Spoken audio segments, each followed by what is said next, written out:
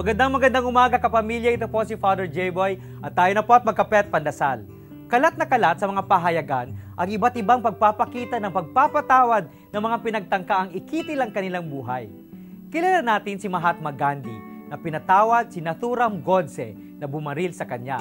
Alam din natin na dinalaw ni Pope John Paul II si Mehmet Ali Agca sa kanyang bilangguan noong December 27, 1983. Pagkatapos ikinulong ng 27 taon, hinimok ni Nelson Mandela ang kanyang bayan na magpatawad at magkaisa kasama ang mga nagpakulong sa kanya.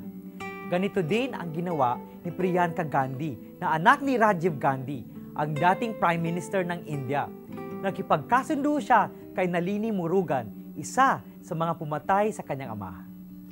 Nakaukit sa mismong turo ni Jesus ang pagpapatawad sa mga nagkasala sa atin. Nababanggit natin ito sa bawat ama namin. Ngunit hindi lang mga Kristiyano ang nakakakilala sa halaga ng pagpapatawad. Para sa mga kapatid nating Muslim, si Allah ang bukal ng kapatawaran. Sa gitna ng turo ng pagpapatawad at pagbabalik loob, ang pagtingin ni Jesus sa makasalanan. Anak pa rin ito ng Diyos.